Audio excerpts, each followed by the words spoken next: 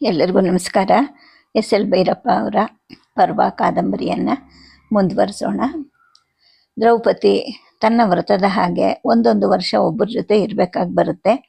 ಆದರೆ ಅರ್ಜುನನಿಗೆ ಅದು ಸಿಟ್ಟು ತರಿಸುತ್ತೆ. ಏಕೆಂದರೆ ತಾನು ಗೆದ್ದಿರೋದ್ರಿಂದ ಅವಳ ಮೇಲೆ ಪೂರ್ತಿ ಅಧಿಕಾರ ತನಗಿದೆ ಅಂತ ಆತ ಭಾವಿಸ್ಕೊಂಡಿರ್ತಾನೆ. ಆದರೆ ಇದಕ್ಕೆ ದ್ರೌಪದಿ ಎಡೆ ಕೊಡೋದಿಲ್ಲ. ಇಷ್ಟೆಲ್ಲ ಆಗತ್ತೆ. ಆ ನಂತರ ಆತ ಸಿಟ್ಟು ಮಾಡಿಕೊಂಡು ಹೊರಟೋಗ್ತಾನೆ. ದ್ರೌಪದಿ ಮೇಲೆ ಸಿಟ್ಟು ಮಾಡ್ಕೊಂಡು ಹೋಗಿ ನಾಗಲೋಕಕ್ಕೆ ಹೋಗಿ ಅಲ್ಲೊಂದಿಬ್ಬರು ಹೆಣ್ಮಕ್ಳನ್ನು ಮತ್ತು ಯಾದವರ ನಾಡಿಗೆ ಹೋಗ್ಬಿಟ್ಟು ಅಲ್ಲಿ ಸುಭದ್ರೆಯನ್ನು ಮದುವೆ ಆಗಿ ಬರ್ತಾನೆ. ಸುಭದ್ರೆ ಮಾತ್ರ ಮೊದಲೇ ಹೇಳಿರ್ತಾಳೆ, ತಾನು ನಿನಗೊಬ್ಬನಿಗೆ ಮಾತ್ರ ಹೆಂಡತಿ, ಬೇರೆ ಎಲ್ಲರಿಗೂ ಆಗಲ್ಲ ಅಂತೇಳಿ. ಇದೆಲ್ಲ ನೆನೆಸ್ಕೊಂಡು ದ್ರೌಪದಿಗೆ ಅನ್ಸುತ್ತೆ, ಅವಳಿಗಿರೋ ಅಷ್ಟು ಬುದ್ಧಿ ನನಗಿಲ್ಲ, ಆಕೆ ಬಹಳ ಬುದ್ಧಿವಂತಳು, ಮೊದಲೇ ಎಲ್ಲವನ್ನ ಸಿದ್ಧ ಮಾಡಿ ಒಪ್ಪಿಸ್ಕೊಂಡಿದ್ದಾಳೆ ಅಂತ ಕೂಡ ಆಕೆಗೆ ಅನ್ಸುತ್ತೆ. ಜೊತೆಗೆ ದುರ್ಯೋಧನ ಕೂಡ ಮುಂದೆ ಜೂಜಾಡಿ ಇವರನ್ನು ಸೋಲಿಸಿದ ಮೇಲೆ ತಾನು ಕೂಡ ಸೋದರ ಪತ್ನಿ ಆಗಬೇಕು ಅವನಿಗೆ. ಹಾಗಾಗಿ ಅವಳು ಇಲ್ಲಿ ಬಂದು ಕೂತ್ಕೊಂಡ್ಲಿ ಅಂತ ತೊಡೆಯನ್ನು ತಟ್ಟಿ ಹೇಳಿರ್ತಾನೆ. ಈ ಮಾತೆಲ್ಲ ನೆನಪಾಗಿ ದ್ರೌಪದಿಗೆ ದುಃಖ ಆಗತ್ತೆ. ಆ 14 ಜನರ ಜೊತೆನೂ ತಾನು ರಾತ್ರಿಗೊಬ್ಬರ ಹಾಗೆ ಮಲಗಬೇಕಾಗಿತ್ತಾ? ಸೈನಿಕ ಶಿಬಿರದ ಜೊತೆಗೆ ಕರ್ಕೊಂಡು ಹೋಗುವಂಥ ಸೂಳೆ ಅಂತ ನನ್ನನ್ನು ಏನಾದರೂ ಅವ್ರು ಭಾವಿಸ್ಕೊಂಡ್ರ? ಸುಭದ್ರೆಗೆ ಮಾತ್ರ ಈ ಮಾತು ಅನ್ವಯಿಸ್ಲಿಲ್ಲ. ಯಾರೂ ಆ ಬಗ್ಗೆ ಮಾತಾಡಲಿಲ್ಲ. ನನ್ನನ್ನು ಯಾಕೆ ಈ ಥರ ಎಲ್ಲರೂ ಕೀಳಾಗಿ ಕಾಣ್ತಾ ಇದ್ದಾರೆ ಅನ್ನೋ ಭಾವನೆ ದ್ರೌಪದಿಗೆ ಬರುತ್ತೆ. ಇನ್ನು ಮಲ್ಕೊಂಡಿರ್ತಾರಲ್ಲ ಎಲ್ಲ ಉಪಪಾಂಡವರು, ಅಂದರೆ ಪಾಂಡವರ ಮಕ್ಕಳು. ಅದರಲ್ಲಿ ಪ್ರತಿವಿಂಧ್ಯ ಅಂಗಾತನಾಗ್ತಾನೆ, ಕಣ್ಣು ಬಿಡ್ತಾನೆ, ಮತ್ತೆ ಮುಚ್ತಾನೆ. ಸ್ವಲ್ಪ ಹೊತ್ತಿಗೆ ತಕ್ಷಣ ಎದ್ದು ಕೂತ್ಕೊತಾನೆ. ಪುಟ್ಟ ಬಟ್ಟೆ ಸೆರಗಿನಿಂದ ಮುಖ, ಕುತ್ತಿಗೆ, ಎದೆ, ಬೆನ್ನುಗಳನ್ನು ಒರೆಸ್ಕೊಳ್ತಾನೆ. ಎಷ್ಟು ಸೆಕೆ ಅಲ್ವಾ ಅಂತ ಬೀಸಣಿಗೆ ಹಾಕ್ತಿದ್ದ ಅಮ್ಮ ಹೇಳ್ತಾಳೆ. ಹಿಂತಿರುಗಿ ಕೈ ನೀಡಿ ಅವಳ ಕೈಯಲ್ಲಿದ್ದ ಬೀಸಣಿಗೆನ ಎಳ್ಕೊಳ್ತಾನೆ. ಉಫ್ ಅಂದ್ಕೊಂಡು ತನ್ನ ಎದೆ ಹೊಟ್ಟೆಗಳಿಗೆ ಸರಸರನೆ 8-10 ಸಲ ಆಡಿಸ್ಕೊಂಡು ನಂತರ ಅಮ್ಮನಿಗೂ ಗಾಳಿ ಹಾಕ್ತಾ ಹೇಳ್ತಾನೆ, ಆಗ್ನಿಂದ ಒಂದೇ ಸಮ ಗಾಳಿ ಬೀಸ್ತಾ ಇದೆಯಲ್ಲಮ್ಮ, ಇಲ್ಲಿ ಬಂದು ಕೂತ್ಕೋ, ನಿನಗೂ ಮಲಗಿರೋ ಇವರೆಲ್ಲರಿಗೂ ಗಾಳಿ ಬರೋ ಹಾಗೆ ನಾನು ಹಾಕ್ತೀನಿ ಅಂತಾನೆ. ಅದನ್ನ ಇಲ್ಲಿ ಕೊಡು, ಗಂಡು ಹುಡುಗನ ಕೈಲಿ ನಾನು ಬೀಸ್ಕೊಳ್ಳೋದಾ ಅಂತ ಅಮ್ಮ ಕೈ ನೀಡ್ತಾಳೆ. ಆದರೆ ಅವನು ಕೊಡೋದಿಲ್ಲ. ಅವಳಿಗೂ ಗಾಳಿ ತಾಕೋ ಹಾಗೆ ತಾನೇ ಬೀಸ್ತಾನೆ. ಅವಳಿಗೆ ತಣ್ಣಗಾಗತ್ತೆ, ಶಕೆ ತನಗೆ ತಾನೇ ಇಳಿಯುತ್ತೆ. ತಾನು ಬೀಸಿದ್ರೆ ಬರೀ ಗಾಳಿ ಬರುತ್ತೆ, ಅವನು ತಣ್ಣನೆ ಗಾಳಿಯನ್ನು ಸೃಷ್ಟಿಸಿ ಕಳಿಸ್ತಾನೆ ಅನ್ಸುತ್ತೆ. ಗಂಡು ಹುಡುಗ ಅಲ್ವಾ ಅವನು. ಬಿಲ್ಲು ಬಾಣ ಹಿಡಿಯೋ ಕೈ, ಬೀಸಣಿಗೆ ಹಿಡಿಯೋದು ಹೆಂಗಸಿಗೆ ಮಾತ್ರ ಸರಿ ಅಂತ ಅಂದ್ಕೊಳ್ತಾಳೆ. ರಟ್ಟೆ, ಭುಜ, ಪಕ್ಕೆ ಎಲ್ಲ ಚೆನ್ನಾಗಿ ಬಲ್ತಿವೆ, ಸರಿಯಾಗಿ ಅಂಗಸಾಧನೆ ಮಾಡಿ ನಮ್ಮಣ್ಣ ಬೆಳೆಸಿದಾನೆ ಅಂತ ಅಂದ್ಕೊಳ್ತಾಳೆ. ಇದಕ್ಕಿದ್ದ ಹಾಗೆ ಅವಳಿಗೆ ಹೊಳೆಯುತ್ತೆ, ಇವನ ಮೈಕಟ್ಟು ನಮ್ಮ ಅಣ್ಣನ ಥರನೇ ಇದೆ. ಅಂದರೆ ಇವನು ತನ್ನ ಸೋದರ ಮಾವನನ್ನು ಹೊತ್ಕೊಂಡಿದ್ದಾನೆ. ಬರೀ ಇವನೊಬ್ಬನೇ ಅಲ್ಲ, ಕಣ್ಣು ಸಾಲ್ಗೆ ಮಲಗಿದ್ದ ಉಳಿದ 4 ಕಡೆಗೂ ಹರಿಯುತ್ತೆ ಆಕೆದು. ಮುಖ, ಕಣ್ಣು, ಮೂಗು ಮೊದಲಾಗಿ ಒಂದಲ್ಲ ಒಂದರಲ್ಲಿ ಪಾಂಚಾಲರ ಲಕ್ಷಣಗಳು ಈ ಮಕ್ಕಳಲ್ಲಿ ಬಂದಿವೆ ಅನ್ನೋ ಒಂದು ಗಮನ ಬರುತ್ತೆ ಅವಳಿಗೆ. ಜೊತೆಗೆ ಒಂದು ರೀತಿಯ ವಿಶೇಷವಾದ ನಿಕಟ ಭಾವನೆ ಹುಟ್ಕೊಳ್ಳುತ್ತೆ. ಇನ್ನು ಗಮನಿಸಿದ ಹಾಗೆ ತನ್ನಪ್ಪನಂತೆ ತನ್ನೆಲ್ಲ ಮಕ್ಕಳು ಅನ್ಸಕ್ಕೆ ಶುರುವಾಗುತ್ತೆ. ತಾಯಿ ಸತ್ತ ಮಕ್ಕಳು ಅಂತ ಹೇಳಿಬಿಟ್ಟು ತನ್ನ ಅಂತಃಕರಣವನ್ನೆಲ್ಲ ನನ್ನಲ್ಲೇ ಇಟ್ಕೊಂಡು ಅಪ್ಪ ಸಾಕದ ಅಲ್ವಾ ಅನ್ನೋದು ನೆನಪಾಗುತ್ತೆ ಅವಳಿಗೆ. ಮನಸ್ಸು ಮತ್ತೆ 40 ವರ್ಷಗಳ ಹಿಂದಕ್ಕೆ ಸರಿಯುತ್ತೆ. ಅಷ್ಟೊತ್ತಿಗೆ ಮಗ ಹೇಳ್ತಾನೆ, ಮಾವ ಒಂದು ಸಂದೇಶ ಕಳಿಸಿದ್ದಾನೆ. ಇವತ್ತು ಬೆಳಗ್ಗೆ ತಾನೇ ಬಂದ ವಾಹಕ ಚೈತ್ರಕ ಅಂತ ಅವನು ಬಂದಿದ್ದ. ಅವನು ಮಾವನ ಆಸ್ಥಾನದಲ್ಲಿ ತುಂಬ ಬೇಕಾದವನಾಗಿದ್ದ ಅಂತ ಹೇಳ್ತಾನೆ. ಏನಂತಪ್ಪ ವಿಚಾರ? ನಿಮ್ಮ ತಾತನ ಆರೋಗ್ಯ ಚೆನ್ನಾಗಿದೆಯಾ ಅಂತ ಕೃಷ್ಣ ಕೇಳ್ತಾಳೆ. ಚೆನ್ನಾಗಿದೆ.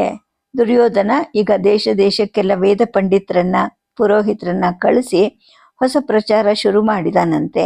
ಅದೇನು ಅಂದರೆ, ಪಾಂಚಾಲರು ಅನಾರ್ಯರು ಒಬ್ಬ ಹೆಂಡತಿಯನ್ನ ಅಣ್ಣ ತಮ್ಮಂದ್ರೆಲ್ಲ ಹಂಚಿಕೊಳ್ಳೋ ಅವರ ರಾಜ್ಯದಲ್ಲಿರುವಂತಹ ಆರ್ಯೇತರ ಪದ್ಧತಿಯನ್ನ ದ್ರುಪದ ರಾಜ ತನ್ನ ಮನೆಯಲ್ಲೇ ಅನುಸರಿಸಕ್ಕೆ ಶುರು ಮಾಡಿದ್ದಾನೆ. ಪಾಂಡವರೆಲ್ಲ ಹುಟ್ಟಿ ಬೆಳೆದಿದ್ದು ಪರ್ವತ ಪ್ರದೇಶಗಳ ಮಧ್ಯ. ತಮ್ಮ ಈ ಅನಾರ್ಯ ಪದ್ಧತಿಯನ್ನ ಇಡೀ ಆರ್ಯ ಜನಾಂಗದ ಮೇಲೆ ಹೇರಬೇಕು ಅಂತ ಮಾವ ಅಳಿಯಂದ್ರು ಕೂಡಿ ಈಗ ಯುದ್ಧ ಹೂಡಿದ್ದಾರೆ. ನೀವು ಯಾರ ಪರ ನಿಲ್ತೀರಾ? ಯಾವ ಪದ್ಧತಿ ಪರ ನಿಲ್ತೀರಾ? ನೀವು ಆರ್ಯರೋ ಅನಾರ್ಯರೋ ಅಂತ ಈ ವೇದ ಪಂಡಿತರು ಮತ್ತು ಪುರೋಹಿತರು ಎಲ್ಲ ಆರ್ಯ ರಾಜರ ಆಸ್ಥಾನಗಳಿಗೆ ಹೋಗಿ ಕೇಳ್ತಾ ಇದ್ದಾರಂತೆ ಅಂತ ಪ್ರತಿವಿಂಧ್ಯ ಹೇಳ್ತಾನೆ. ಅಲ್ಪಭಾಷಿಯಾಗಿ ತುಂಬ ಮಿತಭಾಷಿಯಾಗಿದ್ದಂತಹ ಮಗ ಈಗ ತನ್ನೆದ್ರೆ ಕೂತ್ಕೊಂಡು ಇಷ್ಟೊಂದು ಮಾತುಗಳನ್ನ ಆಡ್ತಾ ಇದ್ದಾನಲ್ಲ ಅಂತ ಕೃಷ್ಣಗೆ ಅನ್ಸುತ್ತೆ. ದುರ್ಯೋಧನ ಹೀಗೆ ಪ್ರಚಾರ ಮಾಡೋದ್ರಲ್ಲಿ ಏನೂ ಆಶ್ಚರ್ಯನೇ ಇಲ್ಲ.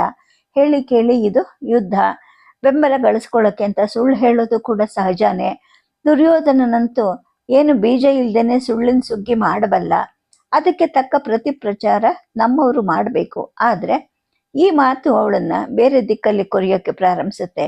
ಆದ್ರಿಂದ ಈಗ ಆಗ್ತಾ ಇರೋದು ಧರ್ಮ ಯುದ್ಧ.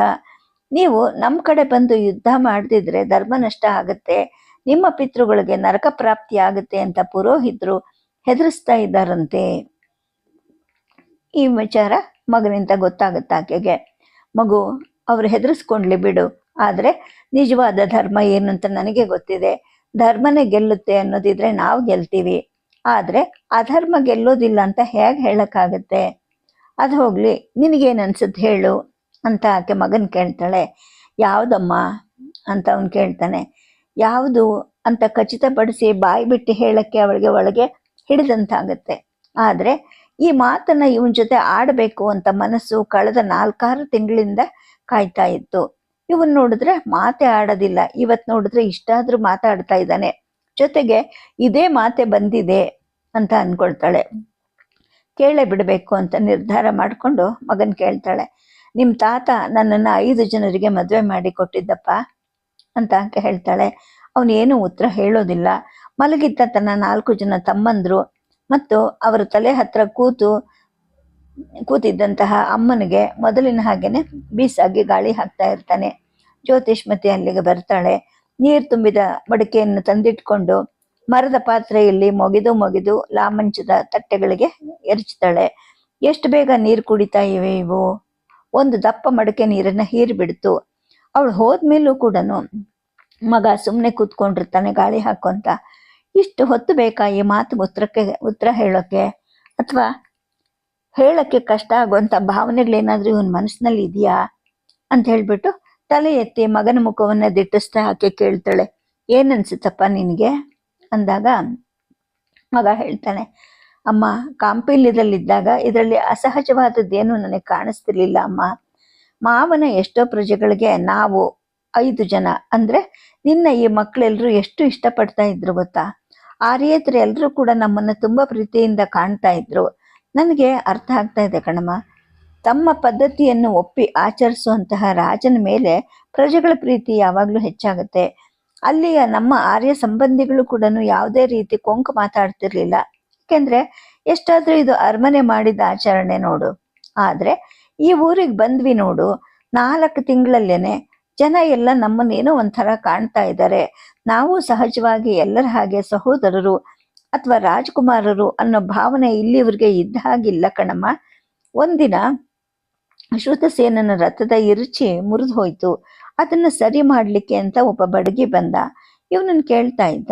ಶ್ರುತಸೇನ ಮೊದಲೇ ಮಾತು ಜಾಸ್ತಿ, ನಿನಗೆ ಗೊತ್ತಲ್ಲ. ಹೀಗಾಗಿ ಆ ಬಡಗಿಗೂ ಸದರ ಸಿಕ್ತು ಅಂತ ಕಾಣುತ್ತೆ. ಅವನ್ ಕೇಳ್ತಾ ಇದ್ದ, ರಾಜಪುತ್ರ, ನೀವು ಎಲ್ಲ 5 ಜನರನ್ನ ಅಪ್ಪ ಅಂತೀರಾ ಅಥವಾ ಹಿರಿ ಧರ್ಮರಾಜನನ್ನ ಮಾತ್ರ ಅಪ್ಪ ಅಂತೀರಾ, ಉಳಿದವ್ರನ್ನೆಲ್ಲ ಚಿಕ್ಕಪ್ಪ ಅಂತೀರಾ ಅಂತ ಕೇಳ್ತಾ ಇದ್ದ. ಎಲ್ಲರನ್ನೂ ಅಪ್ಪ ಅಂತೀವಿ ಅಂತ ಇವನಂದ.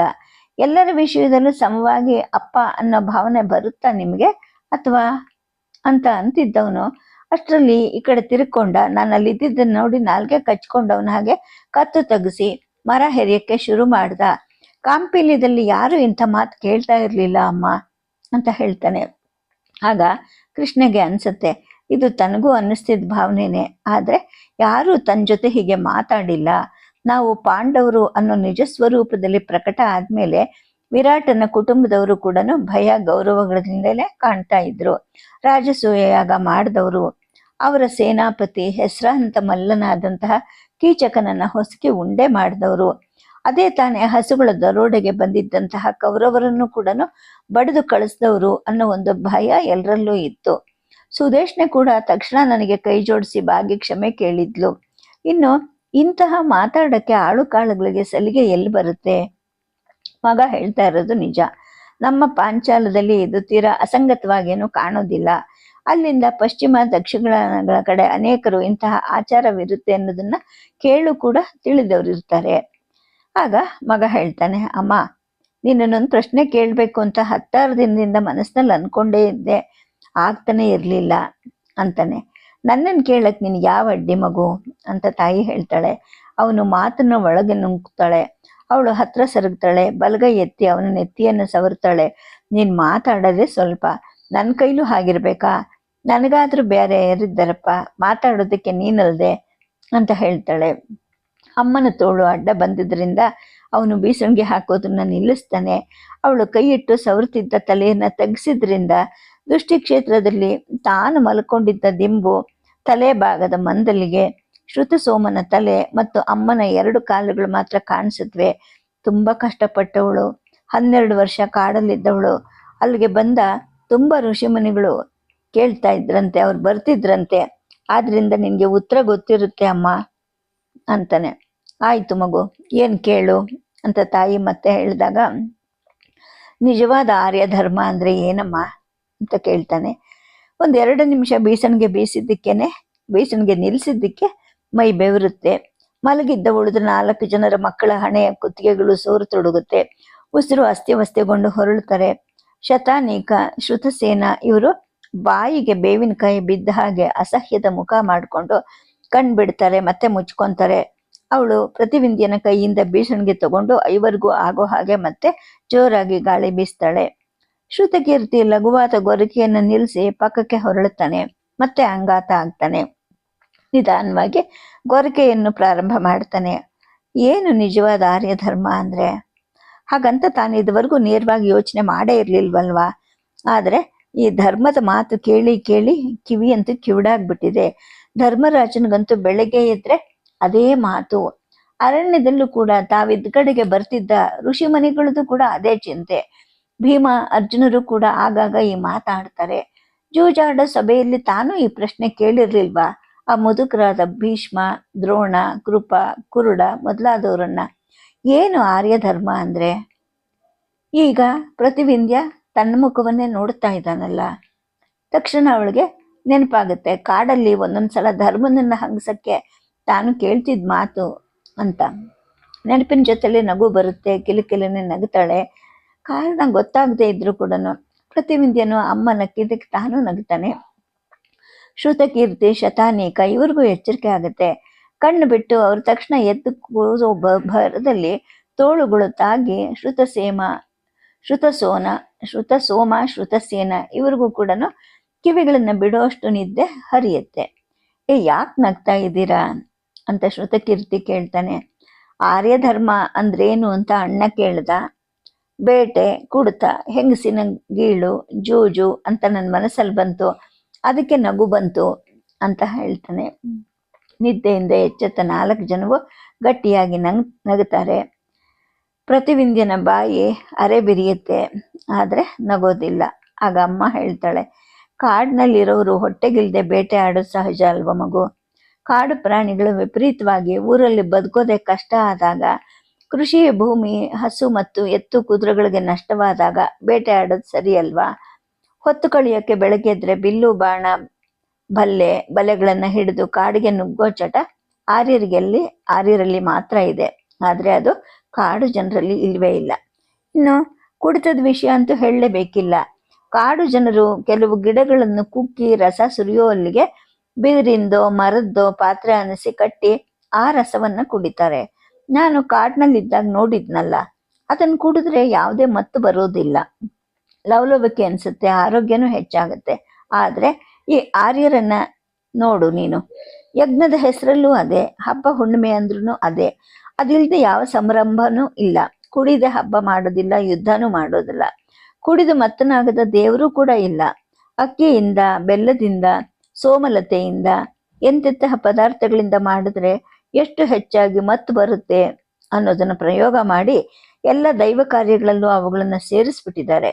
ಇನ್ನು ಹೆಂಗಸರು ಮದುವೆಯಲ್ಲಿ ಮಗಳನ್ನು ಧಾರೆ ಎರೆದು ಕೊಟ್ರೆ ಸಾಲದು, ಜೊತೆಗೆ 10 ಜನ ಆದ್ರೂ ಸುಂದರಿಯರಾದ ಎಳೆ ವಯಸ್ಸಿನ ದಾಸಿಯರನ್ನ ಕಳಿಸ್ಬೇಕು. ದೊಡ್ಡ ರಾಜನಾದ್ರೆ 100 ಜನರು. ಅವ್ರ ಹೊಟ್ಟೆಯಲ್ಲಿ ಹುಟ್ಟಿ ಸೂತ ಕುಲ ಬೆಳಿಬೇಕು ಅಂತ ತಾಯಿ ಹೇಳ್ತಾಳೆ. ಆಗ ಪ್ರತಿವಿಂದ್ಯ ಕೇಳ್ತಾನೆ, ಅಮ್ಮ ಇದು ಬರೀ ಕ್ಷತ್ರಿಯರದಲ್ವಾ ಈ ಪದ್ಧತಿ ಅಂದಾಗ, ಅವ್ರು ತಾನೇಪ್ಪ ಆರ್ಯ ಧರ್ಮದ ಪ್ರವರ್ತಕರಾಗಿರೋದು, ಅವ್ರು ಮಾಡೋದನ್ನ ತಪ್ಪು ಅಂತ ಯಾವ ಪುರೋಹಿತರು ಹೇಳ್ತಾರೆ ಹೇಳು ಅಂತ ತಾಯಿ ಕೇಳ್ತಾಳೆ. ಅಮ್ಮ ಹೇಳ್ತಾ ಇರೋದು ನಿಜವಾ ಅಂತ ಅನಿಸಿ ಅವನು ಸುಮ್ಮನಾಗ್ತಾನೆ. ಮುಖ ಗಂಭೀರವಾಗತ್ತೆ, ದೃಷ್ಟಿ ಒಳಸರಿಯುತ್ತೆ. ಅಮ್ಮ ಮುಂದುವರಿಸ್ತಾಳೆ, ಇನ್ನು ಜೂಜಿನ ವಿಚಾರ ಹೇಳಲೇಬೇಕಿಲ್ವಲ್ವಾ? ಪ್ರವರ್ಧಮಾನಕ್ಕೆ ಬರ್ತಿರೋ ನಮ್ಮನ್ನ ಜೂಜಿನಿಂದಲ್ಲದೆ ಬೇರೆ ಯಾವುದರಿಂದಲೂ ಮುರಿಯೋದು ಸಾಧ್ಯ ಇಲ್ಲ ಅಂತ ಆ ದುರ್ಯೋಧನ ನಿಶ್ಚಯ ಮಾಡ್ದ. ಹಲವಾರು ರಾಜರುಗಳನ್ನ ಸೆರೆಯಲ್ಲಿ ಕೊಳಿಸ್ತಿದ್ದಂತಹ ಜರಾಸಂಧನಂತಹ ಬಲಾಢ್ಯನನ್ನ ಮುರಿದು 4 ದಿಕ್ಕುಗಳಲ್ಲೂ ದಿಗ್ವಿಜಯ ಮಾಡಿ ರಾಜಸೂಯ ಮಾಡಿದ್ದ ನಮ್ಮನ್ನ ಯುದ್ಧದಲ್ಲಿ ಮುರಿಯೋದಂತೂ ಸಾಧ್ಯನೇ ಇರಲಿಲ್ಲ. ಅಣ್ಣ ತಮ್ಮಂದರಲ್ಲಿ ಜಗಳ ಹಚ್ಚಕ್ಕೆ ಪ್ರಯತ್ನ ಮಾಡಿದ್ರು, ಅದು ಸಫಲ ಆಗ್ಲಿಲ್ಲ. ಇನ್ನು ಉಳ್ಕೊಂಡಿದ್ದು ಜೂಜೊಂದೇನೆ, ಅದೊಂದೇ ದಾರಿ ಇದ್ದಿದ್ದು. ಇನ್ನು ನ್ಯಾಯ ಸೂಕ್ಷ್ಮದಲ್ಲಿ ಹೆಸರಾದ ನಿಮ್ಮ ಹಿರಿಯ ಅಪ್ಪನಿಗೆ ಜೂಜಿನ ಚಟ ಇದ್ದದ್ದೇನೋ ನಿಜನೇ. ತಮ್ಮಂದ್ರೆಲ್ಲ ರಾಜ್ಯದ ಕೆಲಸ ಮಾಡ್ತಾ ಇದ್ರು. ಪಟ್ಟದ ಸುಖವನ್ನ ಅನುಭವಿಸ್ತಿದ್ದ ಆತನಿಗೆ ಹೊತ್ತು ಹೋಗ್ಬೇಕಾದ್ರೂ ಹೇಗೆ ಹೇಳು? ಪಂಡಿತರ ಜೊತೆಗೆ ಧರ್ಮ ನ್ಯಾಯಗಳ ಚರ್ಚೆ ಮಾಡ್ತಿದ್ದ. ಆ ಸ್ಥಾನದಲ್ಲಿ ಹೊಗಳ ಭಟ್ರಾಗಿರೋರು ಗರಬಿದ್ರು ಕೂಡ ದಣಿನ್ ಸೋಲಿಸ್ತಾರ? ಸೋಲಿಸಿದ್ರೆ ಸಿಂಹಾಸನಾಧೀಶನ ಅಹಂಕಾರ ಕೆರಳತ್ತಲ್ವಾ? ಹಾಗಾಗಿ ಅವನು ಗೆದ್ದಿದ್ದೆ. ಅವನೇನ್ ಅನ್ಕೊಂಡಿದ್ದ? ತಾನು ನಿಪುಣ ಆಟಗಾರ ಅನ್ಕೊಂಡ್ಬಿಟ್ಟಿದ್ದ. ಆ ಭ್ರಮೆಯಲ್ಲಿ ಆತ ಮುಳುಗ್ ಹೋಗಿದ್ದ. ದುರ್ಯೋಧನನಿಗೆ ಅವನ ಈ ದೌರ್ಬಲ್ಯ ಗೊತ್ತಾಯಿತು. ಜೂಜಿಗೆ ಅಂದ್ಬಿಟ್ಟು ಸ್ಪಷ್ಟವಾಗಿ ಹೇಳಿ ಕಳಿಸ್ದ. ಇಷ್ಟೆಲ್ಲ ನ್ಯಾಯ ಧರ್ಮ ಮಾತಾಡ್ತಿದ್ದ ಇವನು ಬರೋದಿಲ್ಲ ಅನ್ಲಿಲ್ಲ. ಯಾಕೆ ಅಂದ್ರೆ ಜೂಜಿನ ಚಟ, ಅಹಂಕಾರ ಎರಡೇ ಕಾರಣವಾ? ಯುದ್ಧಕ್ಕೆ ಜೂಜಿಗೆ ಕರೆದಾಗ ಬರೋದಿಲ್ಲ ಅನ್ನೋದು ಆರ್ಯ ಧರ್ಮಕ್ಕೆ ವಿರುದ್ಧ ಅಂತ ಅನ್ಕೊಂಡ. ಅಲ್ಲಿಗೆ ಹೋಗಿ ಜೂಜು ಕಟ್ಟೆಯಲ್ಲಿ ಕೂತು ಕೌರವ ಹಿರಿಯರು ನೋಡೋಕೆ ಅಂತ ಕರೆಸಿದ್ದ ಸುತ್ತ ಕೆಲವು ದೇಶದ ರಾಜರುಗಳ ಎದುರುಗಡೆ ಒಂದೊಂದಾಗಿ ಆಟದಲ್ಲಿ ಸೋತು ಮಣ್ಣು ಮುಗ್ತಾ ಇದ್ದ. ಹಿರಿಯರು ಹೇಳಿದ್ರು, ದುರ್ಯೋಧನ ಇನ್ನು ಅವನನ್ನ ಮುಂದಿನ ಆಟ ಆಡು ಅನ್ಬೇಡ, ಸವಾಲ್ ಹಾಕಿ ಕರಿಬೇಡ ಅಂತ ಅಂಗಲಾಚಿದ್ರು, ಬೈದ್ರು. ಆದ್ರೆ ಜೂಜಾಡೋದು ಅಧರ್ಮ, ನೀನ್ ಎದ್ದು ಹೋಗು ಅಂತ ಯಾರೂ ಹೇಳಲಿಲ್ಲ.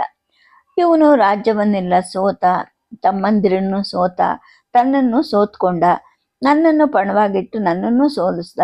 ರಜಸ್ವಲೆಯಾಗಿ ಒಂಟಿ ಬಟ್ಟೆಯಲ್ಲಿದ್ದ ನನ್ನನ್ನ ಆ ಬಂಡ ಸಭೆಗೆ ಎಳ್ಕೊಂಬಂದ, ಅತ್ತಿತ್ತ ಇತ್ತಿತ್ತ ನೂಕಾಡ್ದ. ಈಗ ನೀನು ನಮ್ ದಾಸಿ, ಬಾ ನಮ್ಮಗಳ ಜೊತೆ ಮಲ್ಗು ಅಂತ ಅಂದ.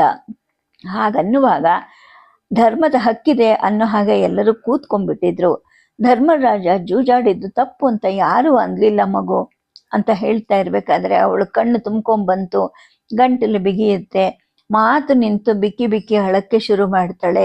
ಸೆರಗಿನಿಂದ 2 ಕಣ್ಣುಗಳನ್ನು ಒರೆಸ್ಕೊಳ್ತಾಳೆ.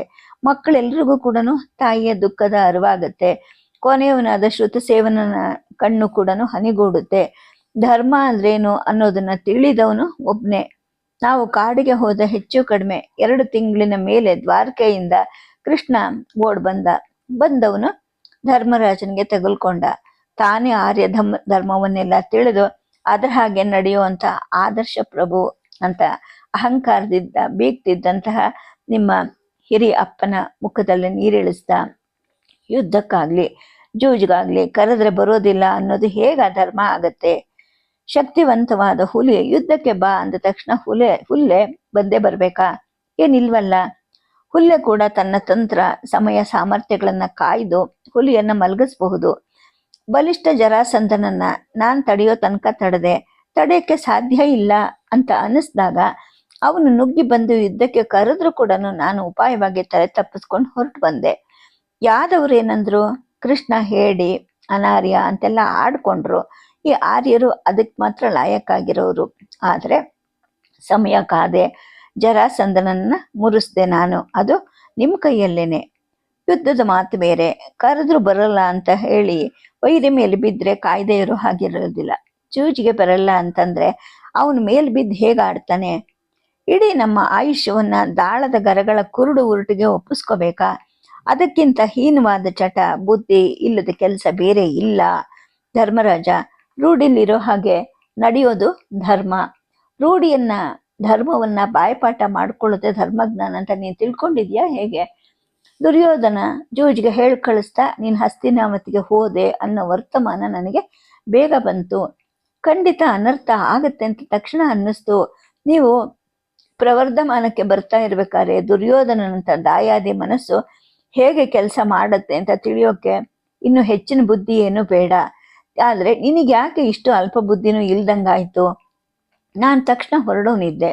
ಆದ್ರೆ ಆ ಸಮಯಕ್ಕೆ ಸರಿಯಾಗಿ ಸಾಲ್ವ ದ್ವಾರಕೆಯನ್ನು ಮುತ್ತದ. ದೊಡ್ಡ ಸೈನ್ಯ ತಂದಿದ್ದ. ನಮ್ಮವರನ್ನ ಒಂದುಗೂಡಿಸಿ ಅವನನ್ನ ಸೋಲಿಸಿ ಕೊಂದು ಮತ್ತೆ ಅವನ ಕಡೆ ಯಾರ ಭಯವೂ ಇಲ್ಲ ಅಂತ ಖಾತ್ರಿ ಮಾಡ್ಕೊಂಡು ಹೊರಡೋಷ್ಟರಲ್ಲಿ ನೀನ್ ಸೋತಿದ್ದು ಆಗಿತ್ತು.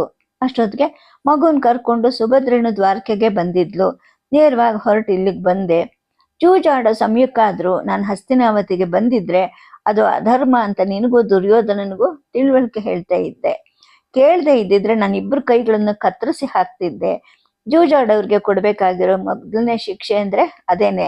ಮೊದಲು ನಿನ್ ಕೈ ಕತ್ತರಿಸ್ತಿದ್ದೆ, ಆ ನಂತರ ಅವಂದು ಅಂತ ಕೃಷ್ಣ ಹೇಳಿದ್ದ ಅಂತ ಹೇಳ್ಬಿಟ್ಟು ಕೃಷ್ಣೆ ಮಕ್ಕಳಿಗೆ ಹೇಳ್ತಾಳೆ.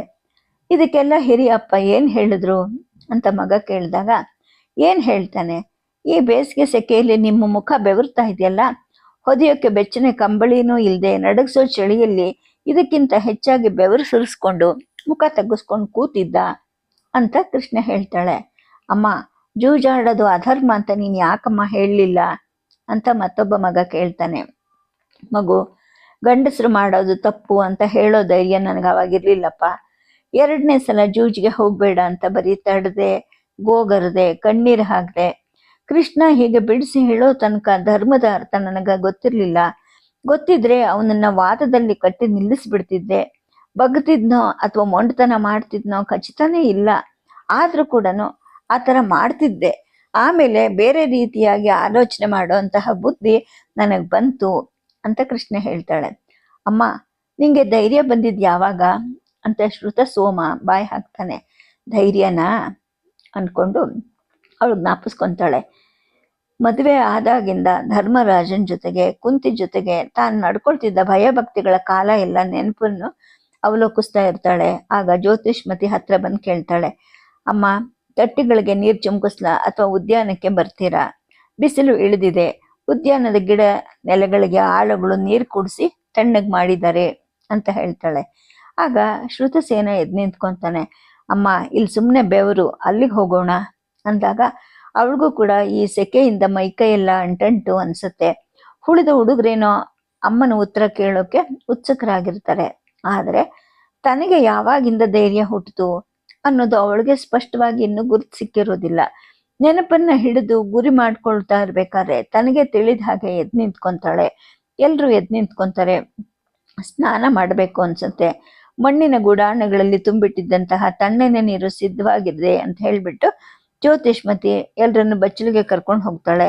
ಮೈಗೆ ನೀರು ಹಾಕಿ ಬೆವರಿನ ಕೊಳೆ ಉರುಟಿ ಉರುಟಿ ಹೋಗೋ ಹಾಗೆ ಬೆಂಚು ಕಲ್ಲಿಂದ ಬೆನ್ನು, ತೋಳು, ಕಾಲು ಮುಂತಾದವನ್ನು ತಿಕ್ತಾಳೆ.